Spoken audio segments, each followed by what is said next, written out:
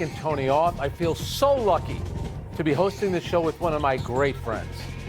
I'm Mina Kimes, and you consider us friends? Well, I did, but as the kids say, it's been a minute. Where have you been? It has been a minute. I've been sitting around waiting for the call to host. Do you do other shows? I never see you anymore on TV. Are you doing other shows, or this is just it? I'm always available to host with you, Frank.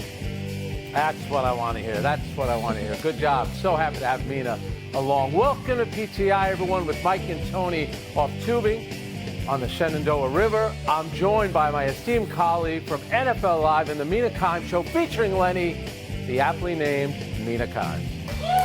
Wow! They never do that with me. All right, let's start today with some youth soccer, of course. 14-year-old Kevin Sullivan became the youngest player to take the field for an MLS team last night when he entered the game for the Philadelphia Union late in the second half. He had one shot on goal, and while he didn't score, his 20-year-old brother Quinn did in a 5-1 win over the New England Revolution. So, Mina, how do you feel about seeing a 14-year-old on the field? It makes me feel old, so I can only imagine how it makes you feel, Frank. No, in seriousness, it makes me feel optimistic about the state of American soccer. Yeah.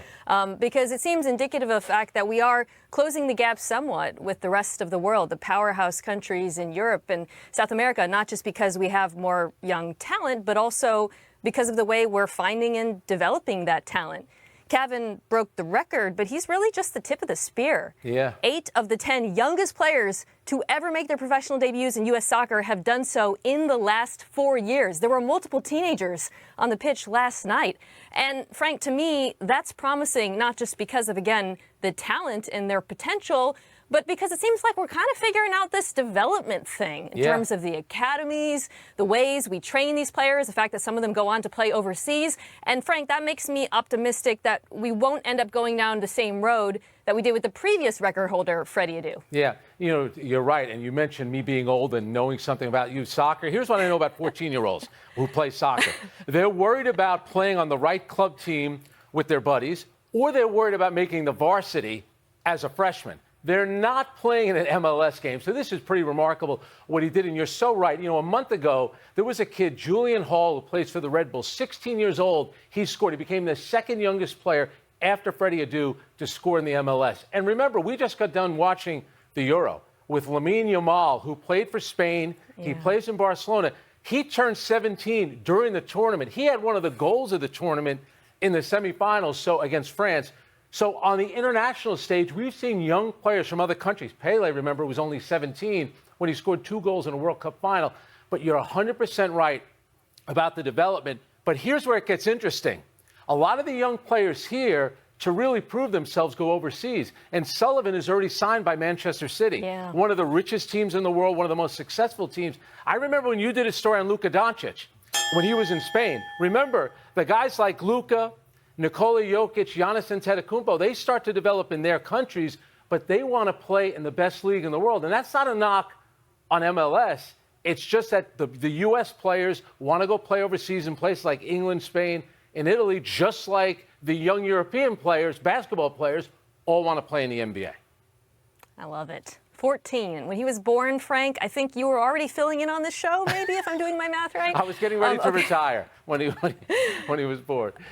All right, let's move on to some older players, to the game of footsie between Aaron Rodgers and Davante Adams. Last week, the Jets quarterback said of his former teammate, "I love Davante, can't wait to play with him again." The Raiders receiver then told Shannon Sharp that he feels really good about his team, but if I'm going to be reunited with anyone, it would be Aaron. Adams' agents then called any talk of a trade baseless, unfounded speculation. Is it baseless, Frank? No, it's certainly not. And I name-dropped Luka Doncic for you, so now I'll name-drop Aaron Rodgers for you because I know you've interviewed him before. Aaron Rodgers does not open his mouth just for the heck of it. He's not making some flippant comment. It's something that he's thought about. He wants it out there. The fact that he said, essentially, we'll be reunited again, there means there's something to it. Even Boomer Esiason, who's a radio host in New York, connected to the Jets, he even hinted that this has been going on for a while. I think there's a chance it could happen. And more importantly, if you're the New York Jets, you're in on Aaron Rodgers, just like Tampa Bay was with Tom Brady. Yeah. And if you have a chance to get him, you do it. The Jets have not, forget about winning a Super Bowl, they haven't made the playoffs since 2010. So if the Lakers are all in on LeBron, you want to do what he wants in the short time you're going to have him. Tom Brady with Tampa Bay. If I'm the Jets, I do what he wants. It might drive some Jet fans crazy, and it hasn't worked out yet, but that's what I'm doing. It would be a real change of pace for the Jets to do something Aaron Rodgers wants, but I suspect you're right, Haven't Frank. done it yet.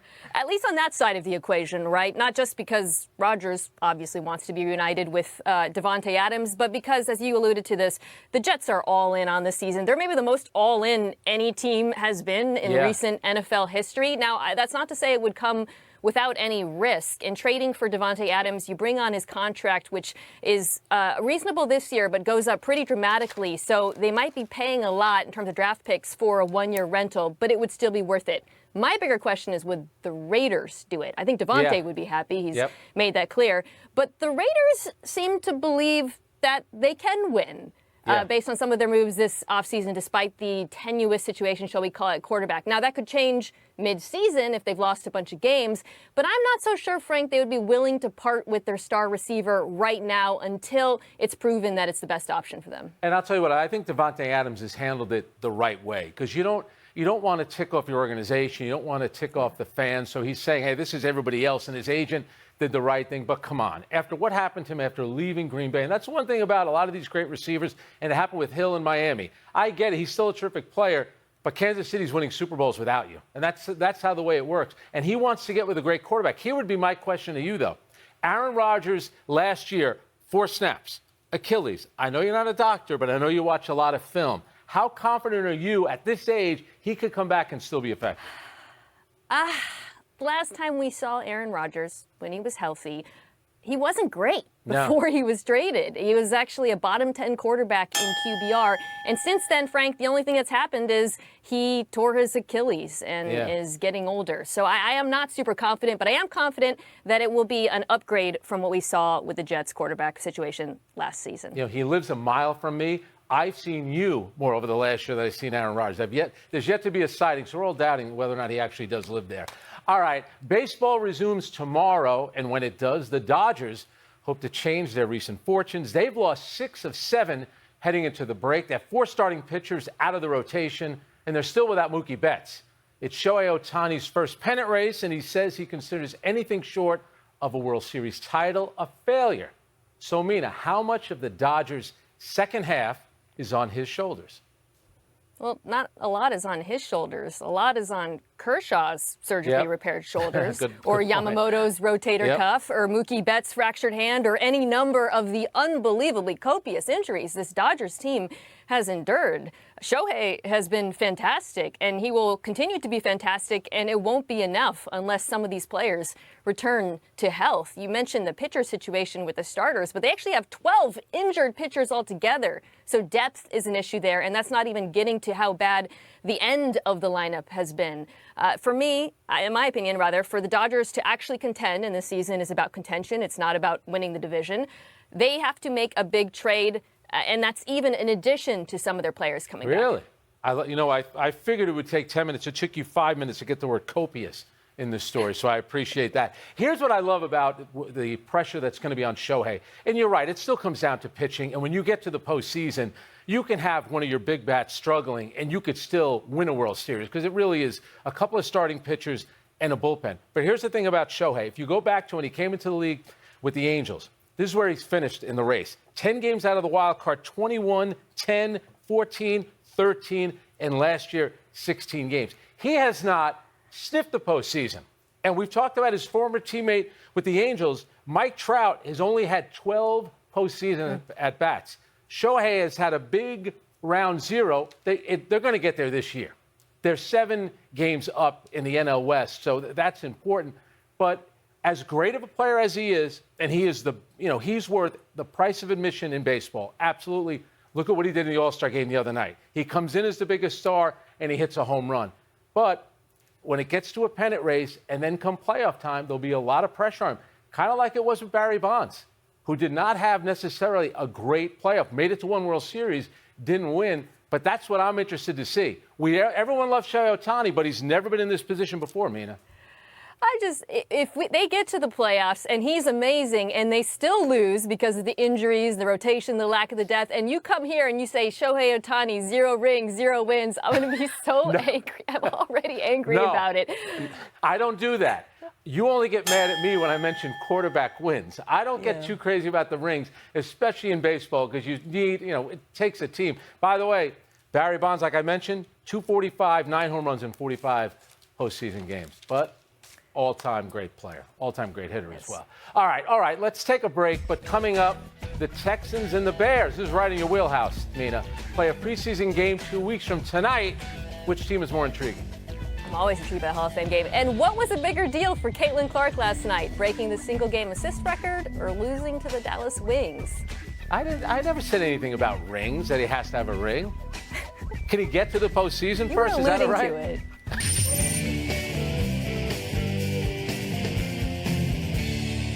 Time to go head-to-head with Mina and test her vocabulary. In toss-up, let's get the first one from the producer over the loudspeaker. Toss-up, they meet in 2 weeks in the Hall of Fame game. Which team do you find more intriguing heading into this season? The Texans or the Bears? Football in 2 weeks already? I'm going to guarantee it's going to be hot. I'm going to go with C.J. Stroud. He had a terrific rookie year. You realize, great stat on him, he had 6 games where he had multiple touchdowns, 0 interceptions, and he won a playoff game, which is impressive. And they added Stephon Diggs to the team. I get it. Chicago has the #1 overall pick. That's great. But this is about the development of C.J. Stroud, who went to the playoffs last year, won a game, how far he can go in year 2. The biggest upset thus far is that your stat was not wins on C.J. Stroud, which I was expecting. I do think his win total is going to be very high this year. I think the Texans are the better team. I think they're legitimate Super Bowl contenders, to be honest. But, Frank, I find the Bears to be the most intriguing team, not just because they had the #1 overall pick, Caleb Williams, but because this is a team that's been looking for an answer at quarterback for decades.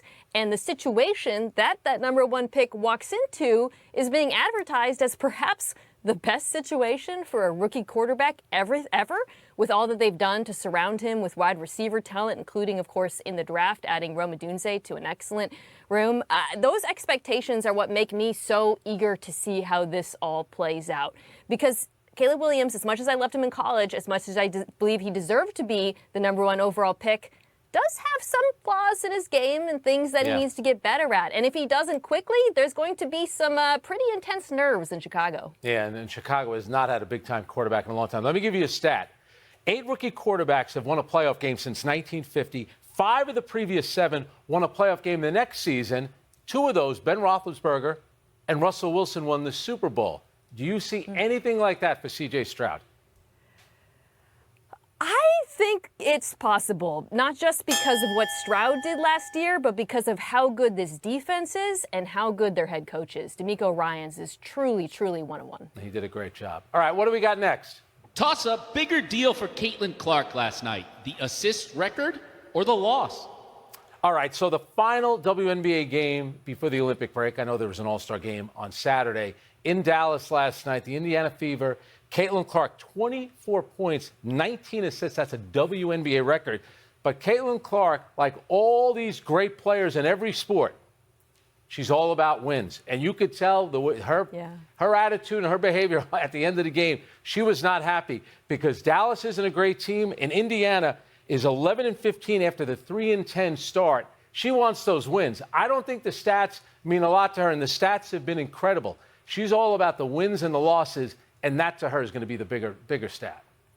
The stats do matter, though, not just because they solidify what I think is already a pretty clear Rookie of the Year case. Caitlin Clark on pace to shatter a number of records with her playmaking, the amount of points she either scores or contributes to, but also because they are clearly contributing to wins. Yes, not against Dallas, and you can see why that was frustrating to her, but even 11 wins thus far, Frank, is pretty close to their win total already from last season when they had only 13. This is a team that is in playoff contention despite the fact that there are obvious holes on this roster. There's a reason they were in position to take Caitlin Clark in the first place. She is contributing in terms of points with her assists and her scoring to this team at a level that is unmatched anywhere else in the league right now. We have to give her flowers both for the assists and also for what it's doing for their record. Yeah, and let's give a lot of credit here to Aaliyah Boston, who was the #1 pick 2 seasons ago. Great. She and Caitlin Clark, they're working so well together. They really have figured it out. How many times you see Aaliyah Boston just rolling to the basket, she gets a bounce pass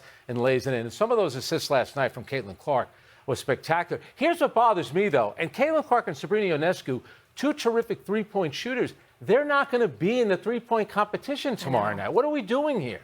Does that make any sense?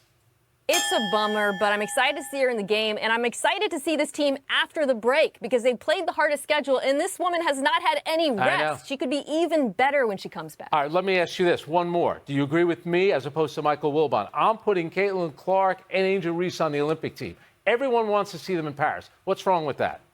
Right? I think based on what we've seen thus far, you might be right. See, you sound so much smarter when you agree with me. That's it. Let's take one last break. But still to come, Russell Westbrook is expected to join the Nuggets. Is that a good fit? And a tough day for some big names at the British Open. Name one. I know that guy.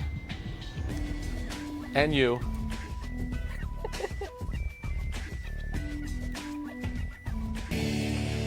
It's happy time, everyone. So, Mina, pay attention. Happy 27th birthday, Noah Lyles. Lyles is the reigning world champion sprinter in the men's 100-meter, 200-meter, and 4x100-meter relay. And the term world champion means something to him. Last year, he said of NBA teams calling themselves world champions, world champion of what? The United States?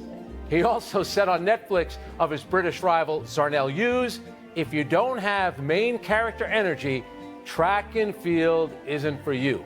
Of course, Lyles and Hughes will be among those racing in a tune-up 100-meter dash on Saturday in London. So I remember when his quote about the basketball team came out, the reaction was Noah who? That's going to change because Tony, he is about to be one of the breakout stars of the Olympics, in part because of his spicy quotes in the rivalries, but in bigger part because, as you alluded to, he is a world champion in multiple events and he has dominated the sport for several years now. I love how you just picked an Italian name out of thin air, Tony.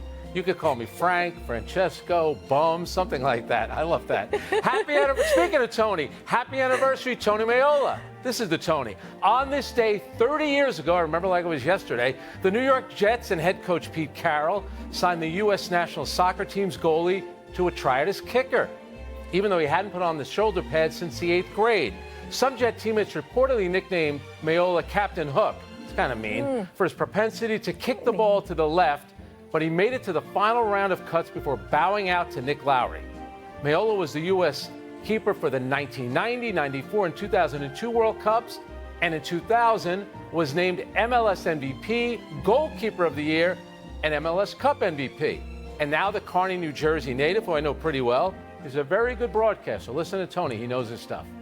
I remember this story better than I remember your name, apparently, because this was coming off of the 94 World Cup. They were so hot. They barely lost to Brazil. And I remember hearing that he could actually make the team and believing it. And boy, was I wrong. And we have not seen many professional soccer players, goalkeepers, threaten to try out for the NFL since then. Yeah. Pete Carroll brought in a soccer goalie, a soccer goal, and had some of the Jets take penalty kicks on Maiola. Really smart by Pete Carroll. Became a pretty good coach with your team, Seattle. Happy trails, Russell Westbrook. Your time with the Clippers, guess what? It's up. Today, the team traded Westbrook to the Jazz for Chris Dunn, a second-round pick swap, and cash. The Jazz are expected to buy out and waive Westbrook, who would then join the Denver Nuggets. Westbrook averaged career lows of 22 minutes, 11 points, and 4.5 assists per game last season. He's going to join a Nuggets team that has been looking for backcourt help since losing Kentavious Caldwell-Pope to Orlando Magic. Frank, I would say that Denver fans are hoping that this arrival, an aging star named Russell W., works out better than the last time it happened in Denver. But that would suggest that there are expectations at this point for Russell Westbrook, and I don't think there are. And also, if you're the Denver Nuggets, you lost Kentavious Caldwell-Pope, who's a big-time three-point shooter. Westbrook, he competes, he plays hard, but three-point shooting is not necessarily his specialty. And when you're playing, if he's on the court with Nikola Jokic, the ball needs to be in Jokic's hands. All right, believe it or not, no errors today, not even Mina calling me Tony. So we're running out of show. Let's. You like his chances? Much like I said the first time I hosted PTI, there's only going up from here. 0 for 15. Not good. I was probably like 1 for 3 today. We're out of time. Thanks for watching. I'm Frank Isola. And I'm Mina Kimes. And now, your Sports Center. It's Frank and Mina. Mina. Frank. Frank.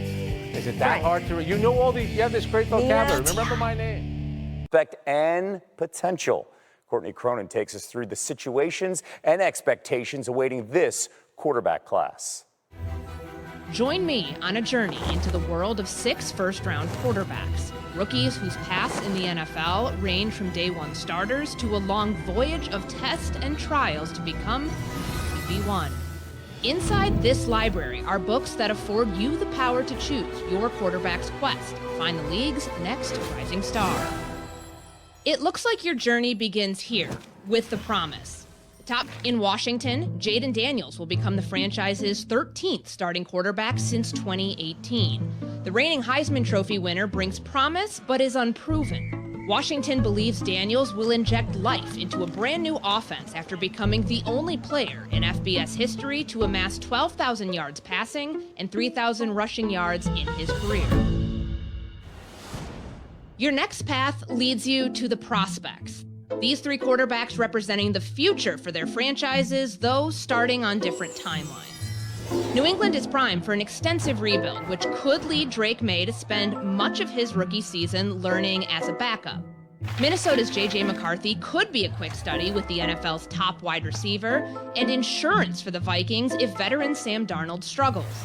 In Denver, Bo Nix boasts college experience that could propel him to the front of the Broncos quarterback competition, but he'll first have to beat out Jarrett Stidham and Zach Wilson. Tucked high on a shelf is a book with a story filled with unknown and potential. The Atlanta Falcons shocked the NFL by drafting Michael Penix Jr. with the number 8 pick. He is the long-term investment for the Falcons, who eye a wide-open NFC South with the best set of skill players in the division. With Kirk Cousins set to man the offense in 2024, Penix's rookie season will be defined by the education he receives behind the veteran quarterback. Which quarterback's quest will lead to a storybook ending? The promise, the prospects, potential. May fate be in their favor. Top 2 picks from this year's draft top the ESPN bet board to win Offensive Rookie of the Year. Caleb Williams leads the way as the heavy favorite, followed by Jaden Daniels and Marvin Harrison Jr. tied for second. Bo Nix and J.J. McCarthy aren't too far down the list, both at 18-1. Mina and Frank have much more in tonight's PTI bonus topic. Okay, Mina, this is right in your wheelhouse. A lot of rookie quarterbacks, but which one is positioned for immediate success? You can make a case for J.J. McCarthy. Walks into a very good situation in Minnesota. Terrific play caller, Kevin O'Connell, Justin Jefferson, one of the 2 best wide receivers in the NFL. But Frank, he might not even start. It could be Sam Darnold. So I'm going to go with Caleb Williams, the number 1 overall pick, who in Chicago is entering a lineup that's arguably one of the best offenses a number 1 overall pick has ever been a part of, particularly at wide receiver. That triplet, DJ Moore, Keenan Allen, Rome Odunze, who they drafted this year. That's not just one of the best for a rookie. That's one of the best trios in the entire NFL. And I think Williams will adapt well to the league, given that he's surrounded with so much talent, and he'll learn how to play quickly and throw with anticipation, knowing that the receivers can make plays for him. I mean, just look at the list here. Michael Penix Jr., you have Bo Nix, Caleb Williams, like you mentioned, Jaden Daniels. Who else we got? Drake May. History tells us, unfortunately for some of these guys, it's going to be a struggle in year 1, which is not all that surprising. You first mentioned J.J. McCarthy with the Minnesota Vikings. That's the guy that I believe can do it. Last year, Minnesota was 7-10, dealt with a lot of injuries. You have a great receiver in Justin Jefferson, the tight end, T.J. Hawkinson. I think the talent is around him. He won big in college, which means something. He plays indoors, which I also think will help. I think there's so much pressure on Caleb Williams. But, you know, the Chicago Bears, that team, the great following that they have, number 1. But also, you know, they haven't had a great quarterback in a long time. I think there's going to be a little too much pressure on him in year 1. I'm going with J.J. McCarthy. We shall see. That's it. We are done. Back to you. It's so soft coming from me, and that's really great. We're at the halfway point of the WNBA season, a season characterized by progress, exceptional talent, and undeniable impact. And while there have been some growing pains along the way, this season's been a perfect blend of excitement and development. And as Swan Tai details in tonight's SportsCenter report, a lot of history along the way. That is the 19th assist for Caitlin. This is incredible. A new WNBA single game record. Caitlin Clark is once again breaking records, this time with a WNBA all-time high 19 assists in a single game against the Dallas Wings on Wednesday. She also scored or assisted on 66 points for the Indiana Fever, breaking a nearly 2-decade-old record previously held by Diana Taurasi. She's going to say it means nothing, but I think it's pretty cool. I think that's pretty cool, so it's all right.